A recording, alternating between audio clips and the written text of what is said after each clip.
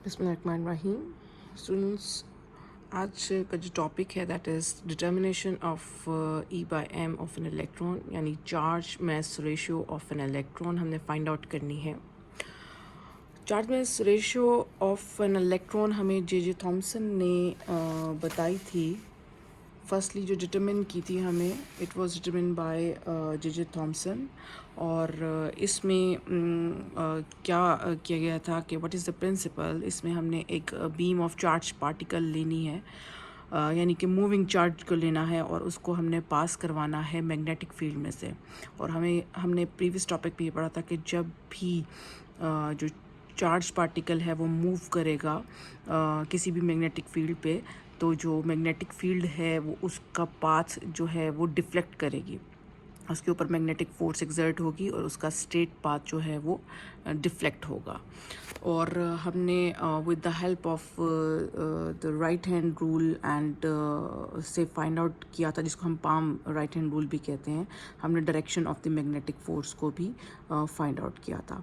हम इसकी जो डायरेक्शन है इसको हम फ्लेमिंग लेफ्ट हैंड रूल से भी फाइंड आउट कर सकते हैं। ये दोनों एप्लीकेबल हैं, फ्लेमिंग लेफ्ट हैंड रूल के लिए भी और जो पाम राइट हैंड रूल है इसके लिए भी अप्लाई होती है। यूजुअली हम जो फ्लेमिंग लेफ्ट हैंड रूल है वो नेगेटिव चार्ज के लिए कंसिडर कर लेते हैं, और पाम राइट हैंड रूल जो है वो हम पॉजिटिव चार्ज के लिए कंसिडर करते हैं, ताकि ईजिली हमें जो है वो डायरेक्शन का जो पता चल सके। अगर इलेक्ट्रॉन होता है तो हम लेफ्ट हैंड रूल यूज़ करते हैं, और अगर पॉजिटिव चार्ज होता है तो हम राइट हैंड रूल को यूज़ करते हैं, ताकि हम ईज़िली उसकी डायरेक्शन ऑफ फोर्स को फाइंड आउट कर सकें। ये एक ईजी मेथड है, इससे हमें याद करने में आसानी होती है कि what will be the direction of the force. So to remind this, हम इस तरह से जहन में रख लेते हैं कि जब नेगेटिव चार्ज है तो हम लेफ़्ट हैंड रूल यूज़ करेंगे, और जब पॉजिटिव चार्ज है तो हम राइट हैंड रूल यूज़ करेंगे। आप Fleming left hand rule use करें या palm right hand rule use करें, एक ही बात है। यहाँ पर मैंने दोनों जो है वो पॉजिटिव और नेगेटिव चार्ज दोनों के लिए जो है वो फिगर ड्रॉ की, ताकि आपको इजी हो समझने के लिए कि what will be the direction of electron when it enters the magnetic field, and what will be happen to the positive charge when it enters in the magnetic field. दो हमने इससे प्रीवियस टॉपिक पे इसको discuss किया था। अब ये देखें कि ये जो क्रॉस नज़र आ रहे हैं आपको, ये हमें शो कर रहे हैं कि मैग्नेटिक फील्ड की जो डायरेक्शन है that is into the paper. इस वक्त इन टू द पेपर है, बी की वैल्यू जो हम यहाँ ले रहे हैं that is into the paper. और हमने इस एंड से इलेक्ट्रॉन को, फ़िलहाल ये जो ऊपर वाली जो फिगर है दैट इज़ फॉर इलेक्ट्रॉन, और इलेक्ट्रॉन को हमने जो है वो परपेंडिकुलर थ्रो किया है। मैग्नेटिक फील्ड की डायरेक्शन इस तरफ है, और हमने इलेक्ट्रॉन को थ्रो किया है perpendicular towards the right hand side of this page.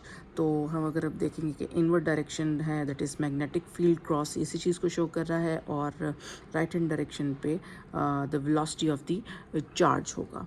तो अगर हम अगेन जैसे मैंने आपसे कहा कि लेफ़्ट हैंड रूल को यूज़ करेंगे तो थंब यहाँ पर जो है वो इंडिकेट करेगा, थंब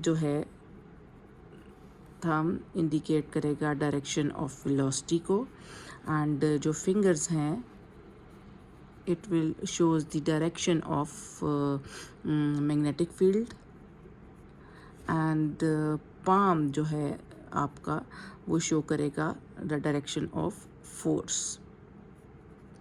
सो अगेन मैं यहाँ पे बताती हूँ कि इलेक्ट्रॉन जब हम यूज़ कर रहे हैं तो हम यहाँ पर लेफ़्ट हैंड जो रूल है, लेफ़्ट हैंड रूल को अप्लाई करेंगे जब हम यूज़ करेंगे नेगेटिव चार्ज को। या आप इसकी प्रैक्टिस भी कीजिएगा, आपको आइडिया हो जाएगा। तो जब हम इलेक्ट्रॉन को थ्रो करेंगे तो ये इन द मैग्नेटिक फील्ड जो कि परपेंडिकुलर होगी इसकी, तो इसकी स्ट्रेट पाथ लेने की बजाय ये आहिस्ता आहिस्ता डिफ्लेक्शन शो करेगी, और जो इसकी ट्रेजेक्ट्री है वो आहिस्ता आहिस्ता जब आप देखेंगे वो एक सर्कुलर मोशन आपको शो करेगी जब भी इलेक्ट्रॉन जो है मैग्नेटिक फील्ड में एंटर होगा। सिमिलरली यहाँ पर देखें ये पॉजिटिव चार्ज है, और पॉजिटिव चार्ज को जब हम अगेन यहाँ पर मैग्नेटिक फील्ड लिया, और मैग्नेटिक फील्ड की डायरेक्शन इनटू द पेपर है, और वेलोसिटी को हमने इस डायरेक्शन में थ्रो किया है जो कि परपेंडिकुलर है मैग्नेटिक फील्ड लाइन के। जब हम प्रोटॉन यूज़ करेंगे या हम पॉजिटिव चार्ज को यूज़ करेंगे, प्रोटॉन यूज़ करेंगे, तो यहाँ पर आप याद रखेंगे हम यहाँ पर लेंगे लेफ़्ट हैंड रूल को। तो ये ऑपोजिट चार्ज बाय नेचर हैं, तो हमने इसके लिए जो है वो डायरेक्शन चेंज है, तो हमने ईज़िली अंडरस्टैंड करने के लिए लेफ़्ट हैंड रूल और राइट हैंड रूल को ईज़िली फाइंड आउट कर लेते हैं। यहाँ पर हम लेफ़्ट हैंड रूल जो है वो सॉरी यहाँ पर हम right hand rule, left hand तो नेगेटिव के लिए होगा, राइट हैंड रूल को यूज़ करेंगे। तो राइट हैंड रूल को यूज़ करेंगे तो अगेन यहाँ पर भी जो थंब है it will shows the direction of velocity, and जो फिंगर्स हैं राइट हैंड की it will shows the direction of magnetic field line, and जो पाम है राइट हैंड का it will show the direction of force. So अगर आप show करें तो आपको अगेन जो फिंगर्स हैं वो इनटू द पेपर हैं और वेलोसिटी राइट हैंड साइड पर है, तो फोर्स की डायरेक्शन अपवर्ड होगी। तो यहाँ पर हमें पता चल रहा है कि force through out this trajectory constant रहेगी। सिमिलरली यहाँ पर भी आप देखें force through out the trajectory क्या रहेगी, कांस्टेंट रहेगी। तो यहाँ पर वेलोसिटी की डायरेक्शन हर पॉइंट पर क्या हो रही है, वेरी कर रही है, चेंज हो रही है। ये नेगेटिव के लिए अगर हम नोटिस करें तो ये आपके पास क्लॉकवाइज डायरेक्शन बन रही है, और अगर हम पॉजिटिव लें तो यहाँ पर जो है डायरेक्शन जो है वो एंटी क्लॉकवाइज बन रही है। सो ऑपोजिट इन नेचर होने की वजह से डायरेक्शन जो है ये ऑपोजिट जो है वो जो डिफ्लेक्शन होगी पॉजिटिव चार्ज और नेगेटिव चार्ज की। सो यहाँ पर again this is the radius of this circle जो हमारी आगे कैलकुलेशंस के अंदर यूज़ होगा। और अगर ये क्रॉस की बजाय हम डॉट्स यहाँ पर अगर यूज़ करेंगे तो डॉट जो है that the direction of magnetic field lines वो आउटवर्ड होगी, यानी आपकी डायरेक्शन में होगी। और हम अगेन उस वहाँ पर भी left hand rule for electron use करेंगे and right hand rule for positive charge use करेंगे। ये हमारी अंडरस्टैंडिंग के लिए है कि हम ईज़िली इससे डायरेक्शन ऑफ जो है वो फोर्स को, जो मैग्नेटिक फोर्स है उसको फाइंड आउट कर सकते हैं। Next to it is we have to calculate the value कि what will be the value of the charge mass ratio. Charge mass ratio की अगर हम देखा जाए तो जब भी हम रेशो लेते हैं तो हम देखते हैं कि चार्ज मास रेशो में 3 ऑप्शंस जो हैं वो हमारे पास आ सकती हैं। या तो ये चार्ज मास रेशो जो है वो लेस देन 1 हो सकता है, या ये इक्वल टू 1 हो सकता है, या ग्रेटर देन 1 हो सकता है। ये लेस देन 1 तब होगा जब हम कहते हैं कि मास की वैल्यू चार्ज से ग्रेटर होगी। ये इक्वल टू 1 तब होगा जब E और M की वैल्यूज़ सेम होंगी। ये ग्रेटर देन 1 तब होगा जब चार्ज की वैल्यू मास से क्या होगी, ग्रेटर होगी। तो ये हम आगे फाइंड आउट करते हैं कि what will be the value of charge mass ratio of an electron. So इसकी जो मैथमेटिकल्स है ये हमने प्रीवियस टॉपिक में पढ़ा था कि force on a moving charge in a magnetic field क्या थी, फॉर एन इलेक्ट्रॉन हम कंसिडर कर रहे हैं। So F is equal to EV cross P आएगा। अगर हम इस फोर्स का मैग्नीट्यूड लेंगे तो ऑब्वियसली माइनस साइन को हम यहाँ से कंसिडर नहीं करेंगे, क्योंकि हम minus sign is just showing the direction, और डायरेक्शन को हमने प्रीवियसली जो अभी फिगर पड़ी थी वहाँ से हमने डिस्कस कर लिया है। सो माइनस साइन की मैग्नीट्यूड में ज़रूरत नहीं होती, minus is only showing the direction हम नहीं ले रहे, मैग्नीट्यूड ले रहे हैं, इसलिए माइनस साइन को हम यहाँ पर ख़त्म कर देते हैं। अभी हमने प्रीवियसली जब इसी टॉपिक में हमने यहाँ पर डिस्कस किया है कि जो V है और B है इनकी डायरेक्शन आपस में परपेंडिकुलर होनी चाहिए। सो यहाँ पर हम बताते हैं कि angle between velocity and magnetic field lines are perpendicular to each other, so angle will be 90 degree. When you substitute the value that is 90 degree, so sine 90 degree is equal to 1, that is the maximum value.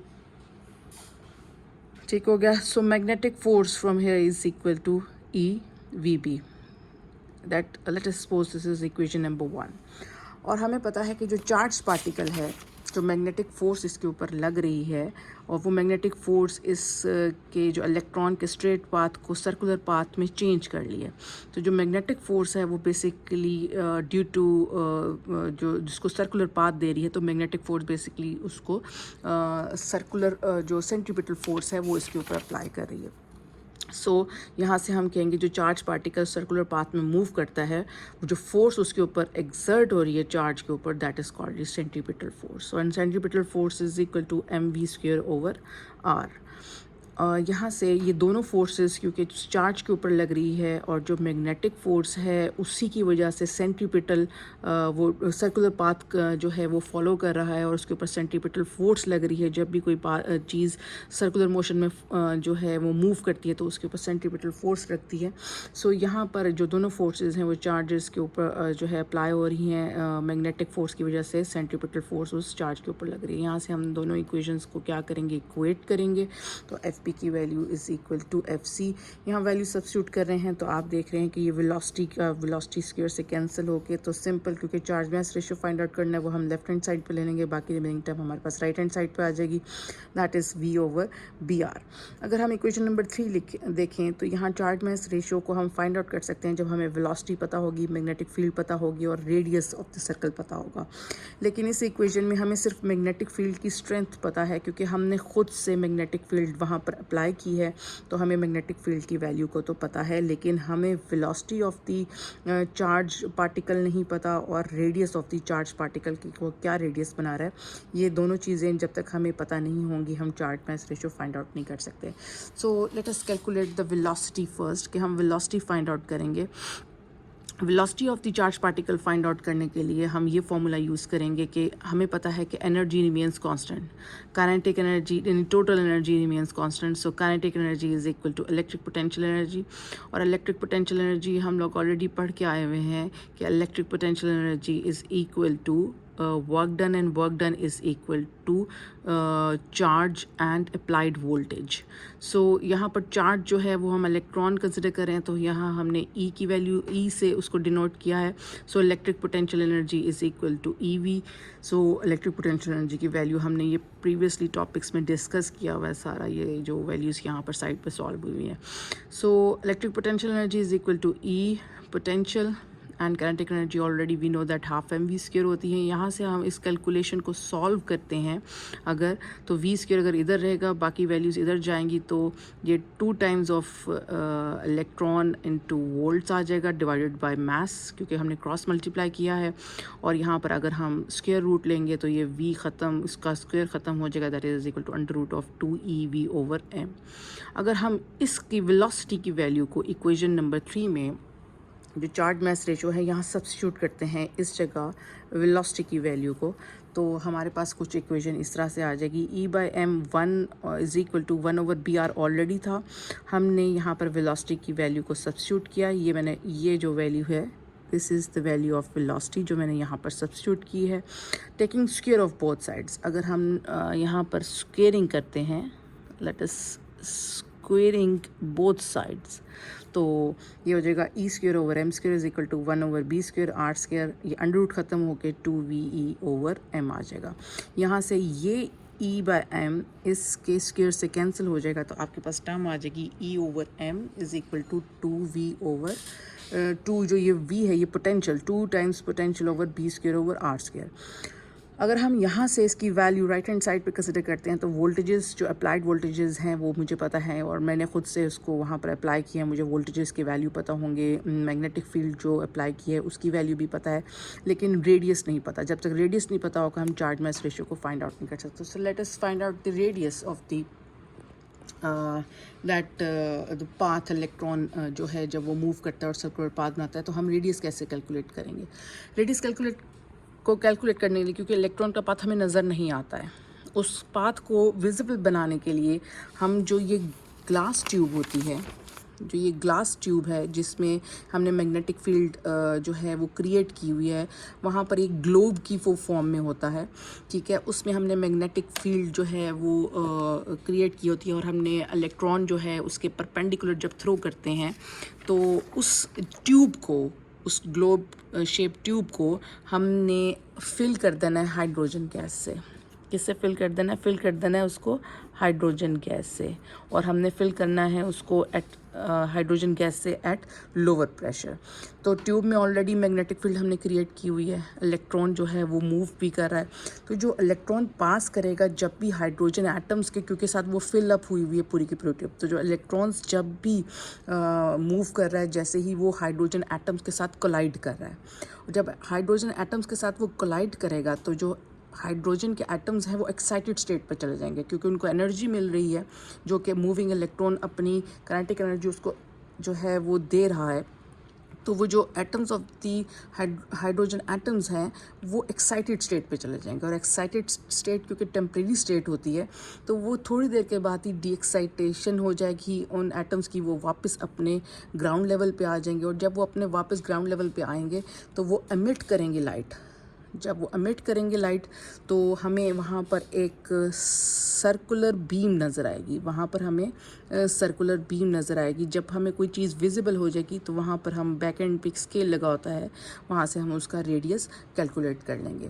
तो जब radius calculate कर लेंगे उसको हम इस formula में substitute करेंगे तो हमारे पास charge mass ratio of the electron आ जाएगी।